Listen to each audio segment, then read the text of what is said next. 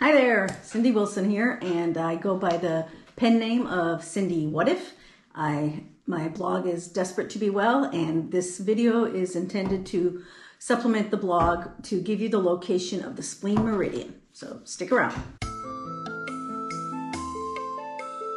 So starting with the Spleen Meridian, we know that it is the partner meridian for the stomach meridian, and so the stomach meridian, as you remember, flowed down, and so for the Spleen Meridian, it's going to be going the other way. And so we're going to be starting down by the feet.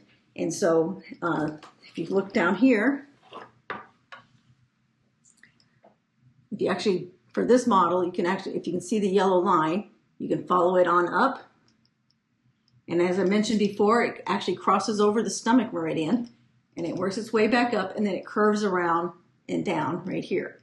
And so that is the Spleen Meridian. And the handy thing for me when I was doing dish is my Spleen Meridian was particularly weak. And by having the remedy or the supplement that I needed for the Spleen Meridian, I could just tuck it into my pocket or into my bra, and it was on the Spleen Meridian constantly for me. And it made it easier than when it wouldn't work when I would just take it and then not do anything else.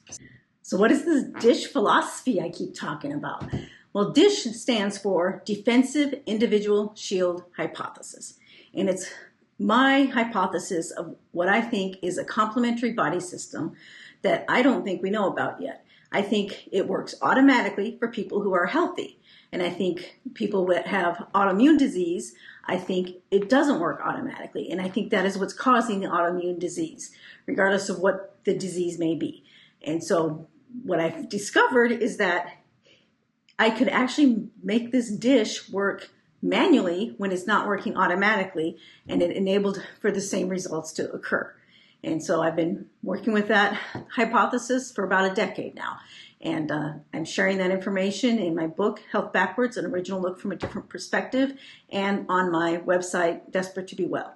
And so there you have it. So that's the Spleen. And another place to see the Spleen Meridian is with this chart. It might be a little bit easier to see. So if you look right real close for the Spleen Meridian, it's kind of hard to see because it kind of curves to the inside part a little bit to where you can't really see it, and then it comes back up, and then right here, and then it crosses over the stomach meridian, and it goes like this, up, and then it curves around. So that's the Spleen Meridian.